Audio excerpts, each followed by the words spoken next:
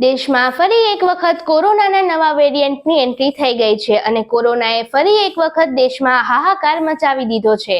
ત્યારે આવો જાણીએ કે સમગ્ર દેશમાં અને રાજ્યમાં શું સ્થિતિ વર્તાઈ રહી છે। નમસ્કાર, હું છું આપની સાથે સાયમા સૈયદ અને આપ જોઈ રહ્યા છો ન્યૂ ગુજરાતી ન્યૂઝ। વર્ષ 2023 પૂરું થવાના આરે છે અને થોડા દિવસોમાં નવું વર્ષ 2024 આવી જશે। આ દરમિયાન નવા વર્ષની ઉજવણી પર કોરોનાનો ખતરો મંડરાઈ રહ્યો છે। છેલ્લા થોડા દિવસોમાં દેશના અનેક રાજ્યોમાં કોરોના સંક્રમણના કેસમાં ઉછાળો જોવા મળ્યો છે અને અહીં સૌથી વધુ ચિંતાજનક બાબત એ છે કોવિડનું નવું સબ વેરિયન્ટ સામે આવ્યું છે જેનું નામ છે JN.1।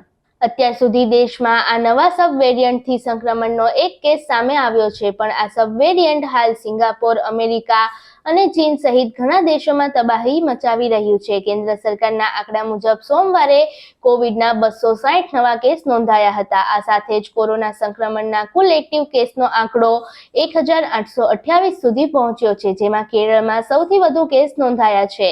અહીં 1634 કોવિડ સંક્રમિત લોકો મળી આવ્યા છે। સંક્રમણ વધતા જોખમને ધ્યાનમાં રાખીને કેન્દ્રીય સ્વાસ્થ્ય મંત્રાલયે તમામ રાજ્યો માટે નવી એડવાઇઝરી જાહેર કરી છે। આ એડવાઇઝરીમાં કહેવામાં આવ્યું છે કે આવનારી તહેવારોની સિઝનને ધ્યાનમાં રાખીને થોડા ઠોસ પગલાં લેવાની જરૂર છે, જેથી આ વાયરસને કારણે ફેલાતા જોખમને બને તેટલું રોકી શકીએ અને ઓછું કરી શકીએ। સાથે જ દરેક રાજ્યોને કોવિડની સ્થિતિ પર સતત દેખરેખ રાખવા માટે પણ કહેવામાં આવ્યું છે। રાજ્યોએ નિયમિતપણે જિલ્લાવાર SRI અને ILI કેસોની જાણ કરવી પડશે અને તેનું નિરીક્ષણ કરવું પડશે। રાજ્યોને મોટી સંખ્યામાં RT અને PCR પરીક્ષણો સહિત પર્યાપ્ત પરીક્ષણ સુનિશ્ચિત કરવા પણ સલાહ આપવામાં આવી હતી। ઉપરાંત જીનોમ સિક્વન્સિંગ માટે ઇન્સાકોગ લેબોરેટરીમાં પોઝિટિવ સેમ્પલ મોકલવાની પણ સલાહ આપવામાં આવી હતી। નોંધનીય છે કે ભારતમાં 8 ડિસેમ્બર 2023ના રોજ કેરળના તિરુવનંતપુરમમાં JN.1 સબ વેરિયન્ટનો સૌથી પહેલો કેસ સામે આવ્યો હતો।